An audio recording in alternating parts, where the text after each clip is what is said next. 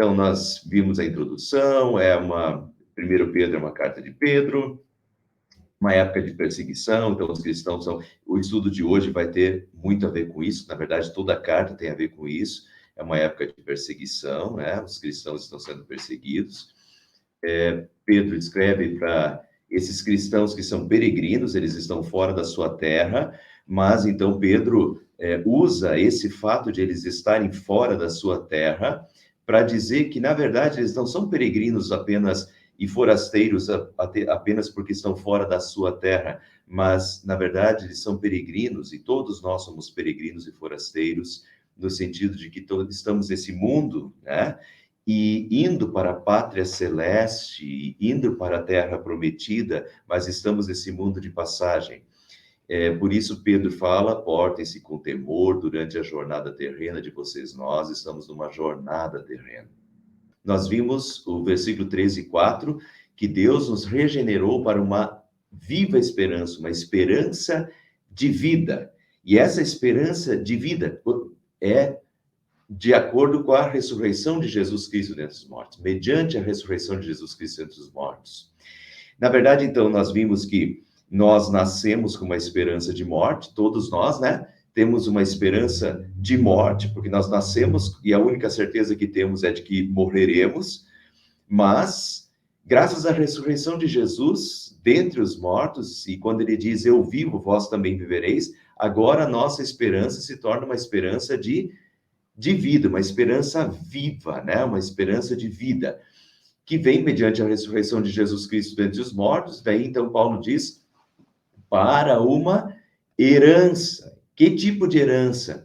Uma herança incorruptível, que quer dizer imortal, imperecível, imaculada, sem mancha, e imarcessível, que quer dizer não murcha, não deteriora, né? Que é exatamente o contrário do que tudo que nós temos nesse mundo, porque o que nós temos nesse mundo é mortal, o que nós temos nesse mundo é maculado, é imperfeito por causa do pecado, e também o que nós temos nesse mundo é marcessível, quer dizer, murcha, tudo murcha, né? Nosso corpo murcha,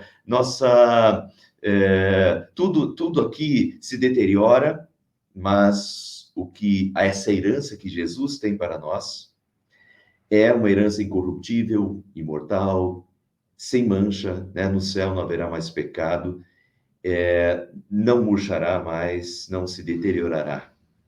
E isso está reservado nos céus para vós outros. Foi aqui que nós terminamos o último estudo. Então, aqui, só para pegando essa última parte, né? Deus nos regenerou para uma viva esperança, mediante a ressurreição de Jesus Cristo dentre os mortos, para uma herança incorruptível, imaculada, imarcessível. E daí, o texto continua. Essa herança está reservada nos céus para vocês, que mediante a fé são protegidos pelo poder de Deus até chegar à salvação prestes a ser revelada no último dia. Muito bem, uma herança reservada nos céus para vocês. Essa herança, ela existe incorruptível, imarcessível que não murcha, imaculada. Essa herança existe, já está conquistada, mas é uma herança que está reservada nos céus para vocês. Nos céus. Mas nós ainda estamos na terra. E aqui está. Isso os teólogos chamam de o já e o ainda não. Nós já temos essa herança já é nossa, já foi conquistada, essa terra prometida já está reservada para nós. O novo céu e a nova terra já são nossos, já foram conquistados pela morte de Jesus na cruz. Tudo isso já está conquistado e já é nosso. Mas ainda não, porque nós estamos na terra ainda. E essa é a questão aqui. Pedro começa a carta, e nós estamos no capítulo 1 ainda, e Pedro está começando essa carta dizendo, olha, essa herança de Cristo, Deus já nos regenerou para uma viva esperança. E essa herança já é nossa, mas essa herança está reservada nos céus para vocês. Só que nós estamos aqui na terra ainda, então ele continua. Para vocês que, mediante a fé, são protegidos pelo poder de Deus até chegar à salvação, prestes a ser revelada no último dia. Prestes a ser revelada. Quando Jesus voltar, né, essa herança vai ser revelada e nós a ganharemos. Mas então, a herança está reservada nos céus para vocês, que mediante a fé são protegidos pelo poder de Deus até chegar à salvação. E aqui vejam essa questão, esse cuidado de Pedro em dizer que vocês que mediante a fé são protegidos pelo poder de Deus. Nós temos, enquanto nós não chegamos a essa herança, nós temos a proteção de Deus aqui na terra. Mediante a fé. Mediante a fé, somos protegidos pelo poder de Deus até chegar à salvação.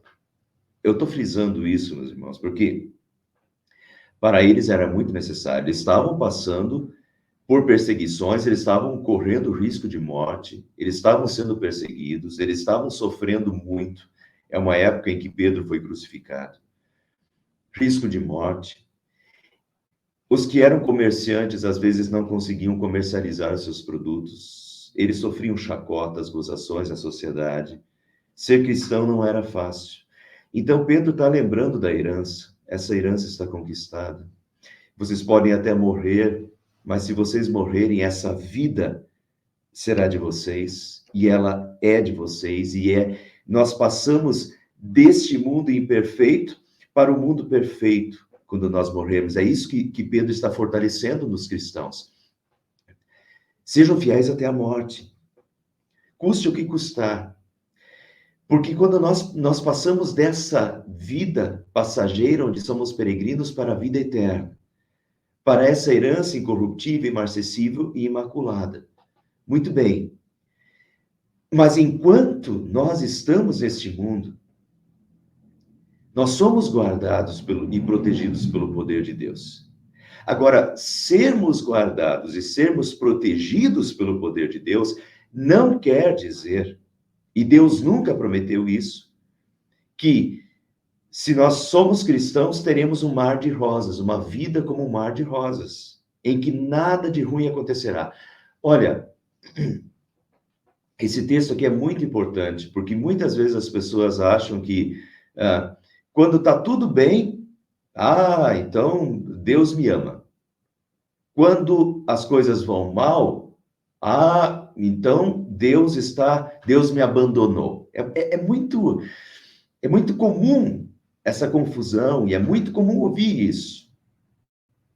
E se é que a gente já não passou por isso também. Quando está tudo bem, Deus me ama. Quando está tudo mal, ou quando as coisas vão mal, Deus me abandonou.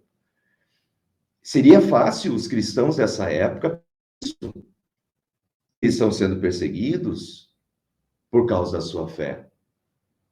Eles estão passando por momentos difíceis, então Deus os abandonou? Não, e aqui está, mediante a fé são protegidos pelo poder de Deus. Deus não os abandonou. Mas, no mundo, nós passamos por provações, e no mundo nós passamos por aflições. Não é por sermos cristãos que não vamos passar. Pelo contrário, às vezes, justamente por sermos cristãos e estarmos seguindo a Jesus, nós passaremos por sofrimentos. E a vida nos imporá sofrimentos, angústias, provações, tentações e etc. E é isso que Pedro está trabalhando com eles. Então, vejam o próximo versículo. É a continuação do texto. Nisso vocês exultam. Quer dizer, nós exultamos na salvação. Nós exultamos na herança que nós temos. Isso é maravilhoso. Nisso exultamos. Agora, continuação do texto. Ainda que agora, por um pouco de tempo neste mundo, devam ser entristecidos por todo tipo de provação. Veja, a herança é nossa, a salvação também, e já está conquistada. E nisso exultamos, ainda que agora, por um pouco de tempo, devam ser entristecidos. Então, nós exultamos na salvação e na herança que Deus tem preparado para nós, mas ainda estamos peregrinando neste mundo imperfeito, e nele passamos por todo tipo de provações. Então, por um pouco de tempo, devam ser entristecidos por todo tipo de provação. As provações dessa vida nos entristecem. Estava entristecendo os cristãos. E Pedro está fortalecendo eles, né?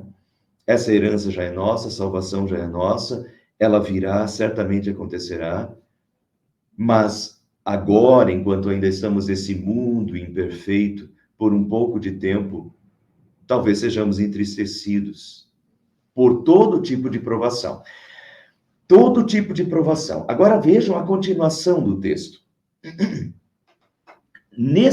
Eu só quero fazer uma ponte desse texto com o que Jesus falou. Neste mundo vocês terão aflições, contudo, tenham ânimo, eu venci o mundo. Palavras de Jesus. Vejam, vamos começar do fim para o começo. Eu venci o mundo. Jesus o salvou. Então é isso, no começo do versículo nosso aqui, nisso vocês exultam, né? Eu venci o mundo.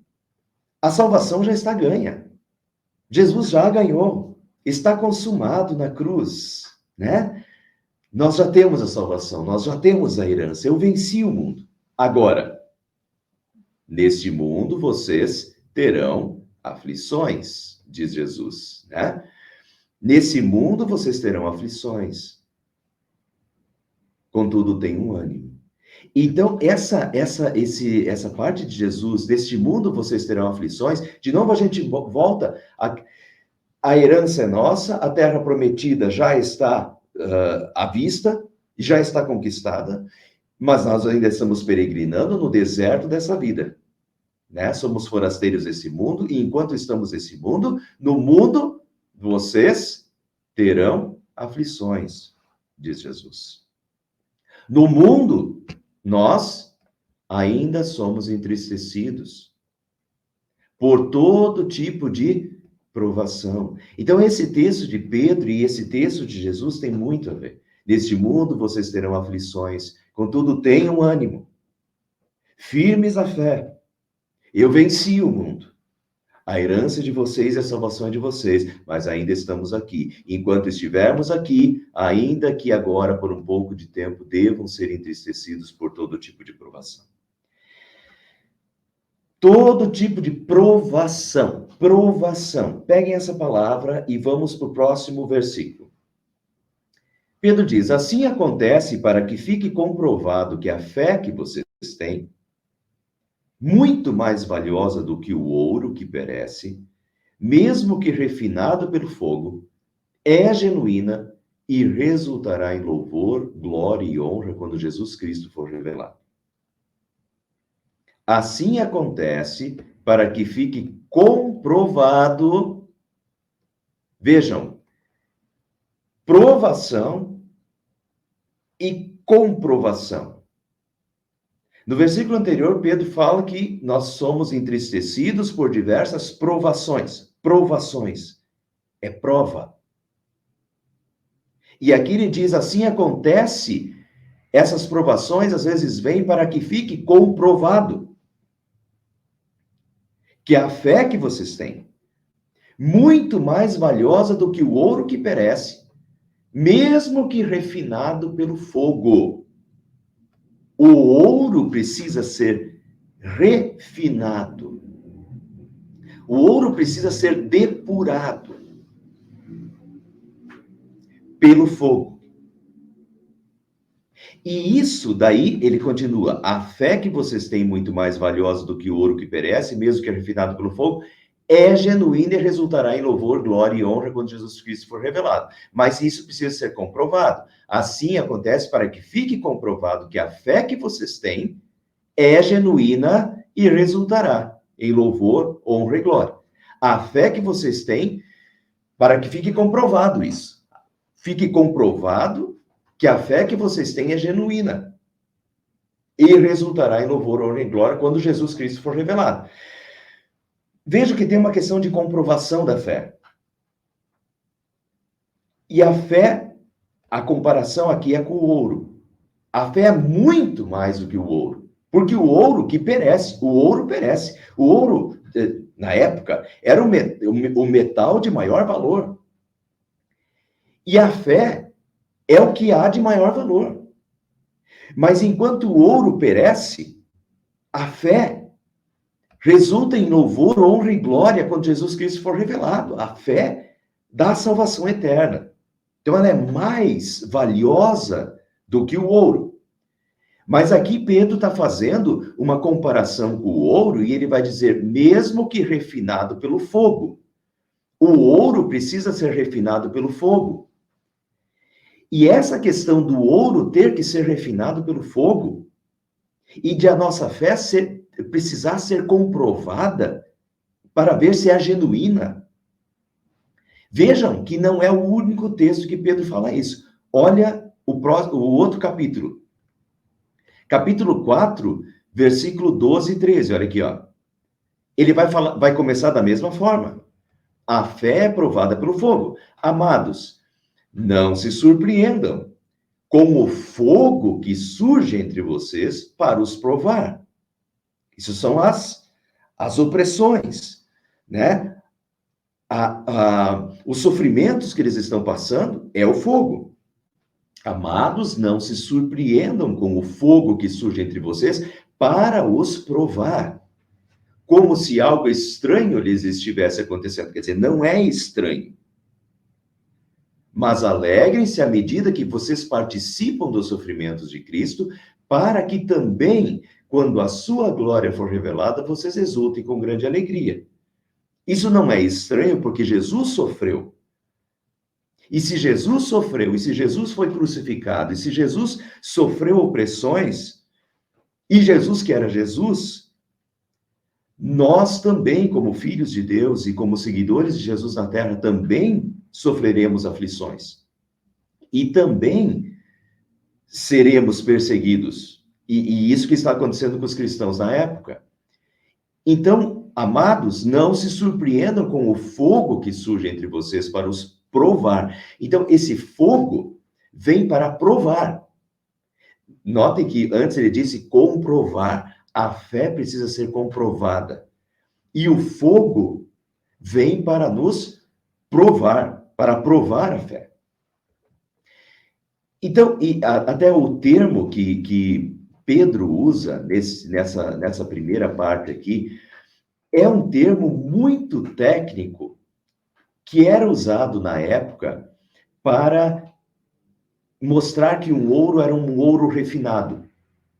Era um ouro já provado e refinado, já passado pelos testes. E Pedro está usando aqui no grego a mesma palavra que era usada nos testes para um ouro testado, provado e refinado. Mas agora Pedro está usando isso para nós e dizendo que a nossa fé precisa ser provada. Assim como o ouro precisa passar por um processo de purificação, a nossa fé também precisa ser provada, para que fique comprovado que ela é genuína, né? Então, vamos só pensar nesse processo do ouro que Pedro está levando em consideração aqui. Na primeira imagem, nós temos lá uma pedra, uma rocha. Então, o pessoal vai lá nas cavernas, né? Uma picareta, estou imaginando aquelas escavações antigas ainda, né? Não o maquinário moderno de extração hoje. Mas antigamente, se entrava na caverna com uma picareta, cavava a rocha, e daí aqui nós temos um pedaço de rocha tem ouro aqui, mas tem rocha também. Então, o que era necessário fazer? É necessário, o ouro é um metal, é necessário levar ele para o fogo. Então, quando você coloca ele no fogo, antigamente se usavam vasilhas grandes, se fazia uma fogueira, colocava vasilha em cima da fogueira, e então o que é pedra permanece, e o metal, o ouro, derrete e se separa da rocha. Mas isso só acontece sob altas temperaturas e com fogo. Quer dizer, Essa é a purificação do ouro, né? O ouro está lá, o metal incrustado na rocha, mas então você coloca fogo e sob fogo o ouro, o que é ouro derrete, o metal derrete, permanece a pedra e permanece o ouro puro. Daí você separou o que é rocha, o que é pedra, que não vale nada, do metal, do ouro, que vale muito. Mas esse processo só acontece de separação da pedra para o ouro sob altas temperaturas. Se o ouro não tem sentimentos, mas se o ouro tivesse, vocês podem imaginar que ele estava gemendo, né? Estaria gemendo. Mas depois que ele sai da rocha, ele está o metal puro, né? Esse metal amarelo, brilhante e tal. Mas antes ele teve que passar pelo fogo e pelas altas temperaturas. E essa é a comparação. Os cristãos da época estavam sofrendo. Os cristãos da época estão passando pela prova de fogo da sua fé. Não é fácil. Nunca é fácil. A provação é comparado ao ouro, o calor do fogo. Na provação, a provação não é agradável. Ela faz gemer. Ela nos deixa, como diz Pedro, entristecidos. Né? Ninguém fica alegre por passar por provação, por passar por dificuldades. A provação é difícil. As tentações são difíceis, as provações são difíceis. E por mais que aqui Pedro está imaginando principalmente os sofrimentos pela fé, e esses estão em primeiro lugar aqui na carta, a gente poderia colocar isso também mais abrangente, eu acho. Nós somos provados de diferentes formas. Nem sempre nem sempre é Deus mandando a provação. Nós vivemos num mundo imperfeito. A natureza é imperfeita. Então, às vezes, as pessoas sofrem por desastres naturais causados, né? Os desabamentos dos morros e, enfim, os ciclones, né? Tsunamis.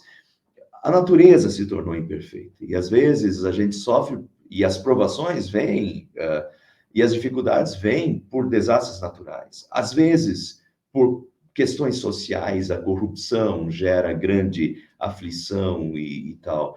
Às vezes, vem por individual, por problema do pecado causado, né, individualmente, problemas no trabalho e tal. Às vezes é problema do pecado. E às vezes é o nosso corpo que é imperfeito.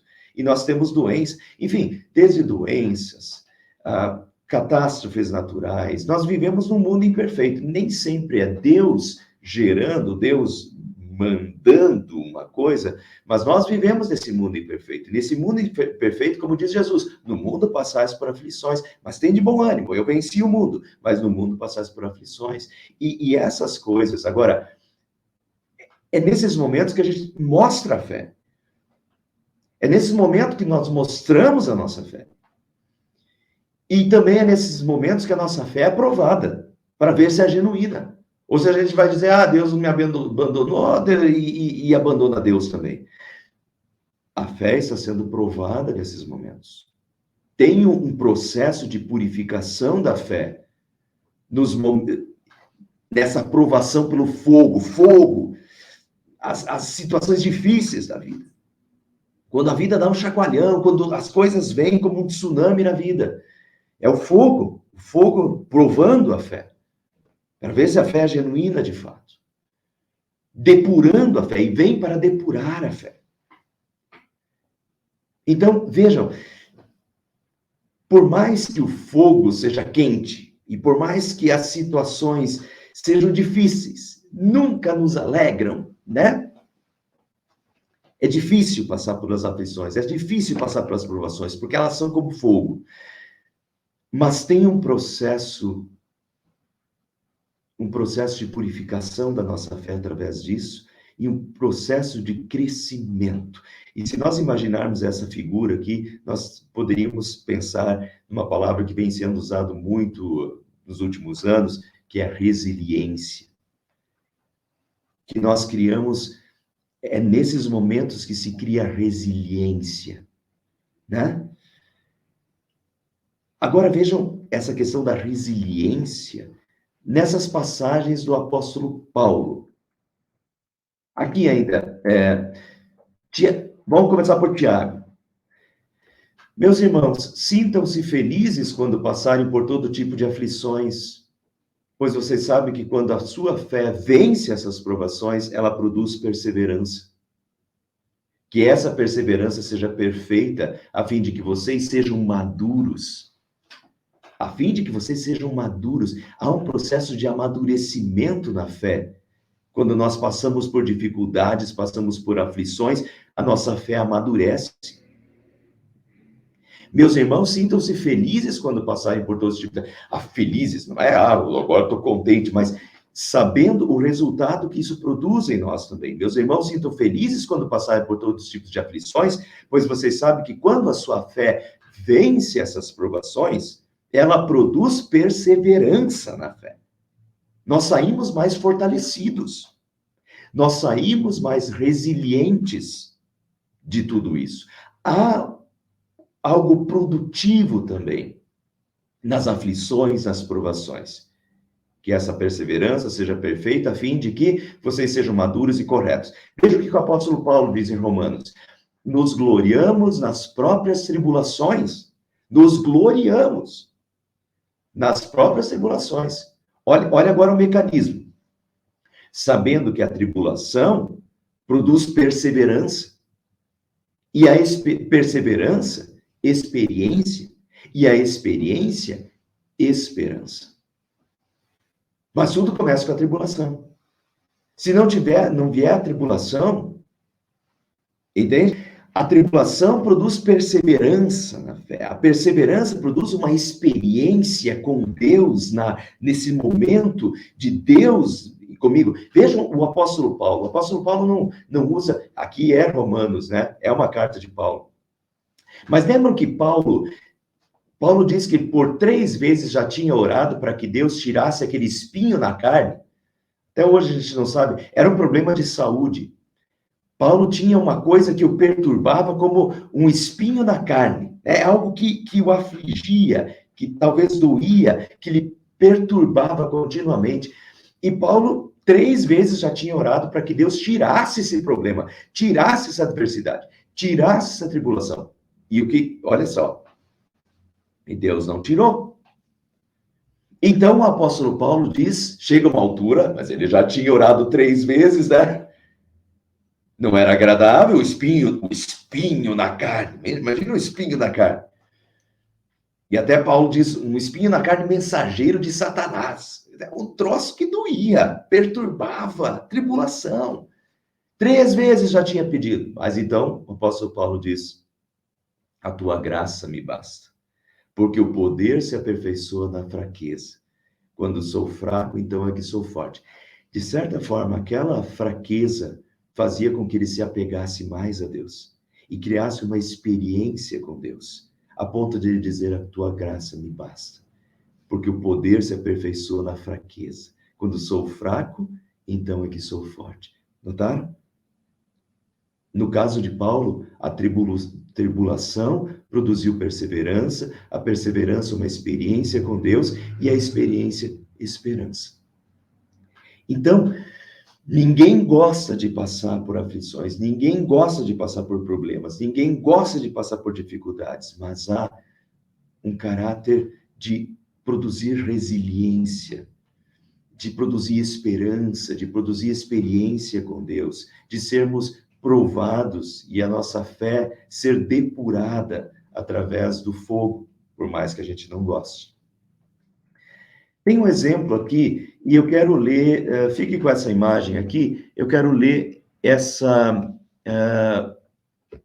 eu sempre gostei muito de um texto, e vou ler rapidinho esse texto aqui para vocês. Diz assim, certo cidadão, um ferreiro de profissão, foi surpreendido com a pergunta: por que você tem tantos problemas? Desde que se filiou à igreja e começou a andar direito, você tem muito mais aflições do que antes? Eu pensei que quando alguém se consagrava a Deus, ficava livre de preocupações. O ferreiro, então, prontamente respondeu: você está vendo essa barra de aço? Deverá tornar-se mola, uma mola para uma carruagem. Eu a aqueço até ela ficar bem vermelha. Depois, a mergulho na água fria. Caso ela resista, aqueço-a de novo, vergo-a com muitos golpes e logo ela está preparada para a sua função. Mas quando ela não se mostra suficientemente resistente, eu a lanço na pilha de material inútil.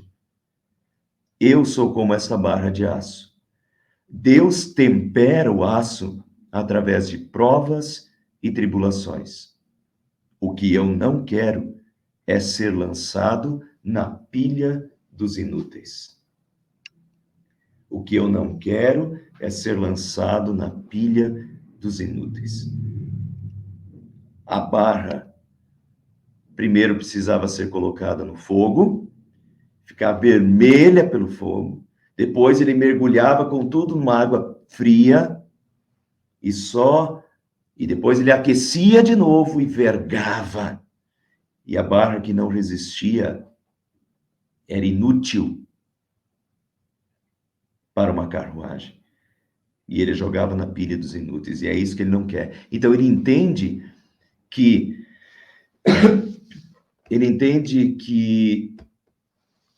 de certa forma, é isso que Deus faz com ele, e é isso que Deus faz conosco, com as provações, nos faz resilientes. E as provações são assim, nos esquentam e nos provam para ver se a nossa fé é genuína, mas uma vez provada, ela produz perseverança, ela produz experiência, ela produz amadurecimento, né? E então é bonita essa história, eu acho que tem tudo a ver com essa questão do fogo, de provar pelo fogo, e do que a Bíblia diz que sobre as provações. Será que Deus manda as provações? Deixa eu mostrar isso para vocês. A provação pode ser uma disciplina de Deus, nem sempre, tá? Mas por vezes sim. Olha o que Hebreus diz: nossos pais nos disciplinavam por curto período, segundo lhes parecia melhor, mas Deus nos disciplina para o nosso bem, para que participemos da sua santidade. Nenhuma disciplina parece ser motivo de alegria no momento, mas sim de tristeza. Mais tarde, porém, produz fruto de justiça e paz para aqueles que por ela foram exercitados. Então, tem uma função de disciplina, sim. Eu não digo que todas as provações, todas as vezes e todas as coisas que nos acontecem é Deus nos provando. Agora, que tem um caráter de disciplina de Deus para o nosso bem, sim, assim como os pais disciplinam os seus filhos, Deus às vezes nos disciplina, e nos disciplina através das provações. Então, é perfeito isso daqui, né? Nenhuma disciplina parece ser motivo de alegria no momento. A criança, quando é disciplinada, não fica alegre, bate palmas para os pais, né? Ela fica, às vezes, brava, às vezes triste quando ela é disciplinada, mas, então, no momento, ela causa tristeza. Mais tarde, porém, produz fruto de justiça e paz para aqueles que por ela foram exercitados. Então, de novo, tem um caráter positivo. Deus, olha, pessoal, eu já vi casos em que eu acho que foi através de uma doença, sabe? Às vezes, uma doença que Deus chamou à realidade uma pessoa e Deus purificou a fé. E eu acho que isso é frequente. Em momentos de de dor, em momentos em que a pessoa vai para o hospital e tem que ficar 3 dias no hospital internada, entre a vida e a morte, ali é o momento da purificação, em que ela para de se preocupar só com riqueza, com coisas dessa vida, e se apega de novo a Deus, porque é só Deus. Daí ela volta para Deus. E a fé às vezes se purifica, e às vezes é frequente pessoas saírem do hospital diferentes. Diferentes do que entraram. Purificadas. Purificadas desse mundo, purificadas das preocupações desse mundo, e mais apegadas a Deus. Fé purificada, vida provada. A aprovação tem um caráter de nos aproximar de Deus também. Não é só negativo. Nós não ficamos alegres, ficamos tristes, mas tem esse caráter. Para terminar, não quer dizer que Deus nos abandona. Deus tem esse caráter. Ela pode ser positiva, ela produz resiliência, né? Produz perseverança, esperança, e Deus não nos abandona nesse processo, tá? Isso que eu quero mostrar para vocês. Não sobreveia a vocês tentação que não fosse comum aos homens, e Deus é fiel. Ele não permitirá que vocês sejam tentados além do que podem suportar, mas quando forem tentados, Ele mesmo lhes providenciará um escape para que o possam suportar. Deus está conosco. As provações virão, sim. As aflições virão, sim. As tentações virão, sim. Os momentos de fogo na nossa vida virão para nos provar, sim. Mas Deus sempre estará conosco no meio de tudo isso. E quero terminar com esse texto do apóstolo Paulo. Quem nos separará do amor de Cristo? Quer dizer, quando tudo dá errado, quando as coisas estão dando errado, quando as coisas não estão dando certo, e quando a minha vida está difícil, então Deus me abandonou? Não, não. Quem nos separará do amor de Cristo? Será tribulação? Ou angústia? Ou perseguição? Ou fome? Ou nudez? Ou perigo? Ou espada? Como está escrito, por amor de ti enfrentamos a morte todos os dias, somos considerados como ovelhas destinadas ao matador. Mas em todas essas coisas, somos mais que vencedores por meio daquele que nos amou. Pois estou convencido de que nem morte, nem vida, nem anjos, nem demônios, nem o presente, nem o futuro, nem quaisquer poderes, nem altura, nem profundidade, nem qualquer outra coisa na criação, será capaz de nos separar do amor de Deus que está em Cristo Jesus, nosso Senhor. Jesus nunca nos abandona. Nós não estamos sozinhos no meio das provações, no meio das tentações, no meio das aflições. No mundo passais por aflições. Mas Jesus está conosco. Jesus está no meio das aflições, no meio, nos fortalecendo, nos amparando, e não virá tentação mais forte do que nós possamos suportar. Nos apeguemos em Deus. Esses momentos são difíceis, sim, mas esses momentos produzem resiliência, produzem aprofundamento da fé, uma fé mais pura, uma fé mais apegada a Deus, produz perseverança, produz experiência com Deus, produz amadurecimento, produz resiliência de fé. E, então, sim, uma fé mais pura, uma fé mais genuína, como diz Pedro.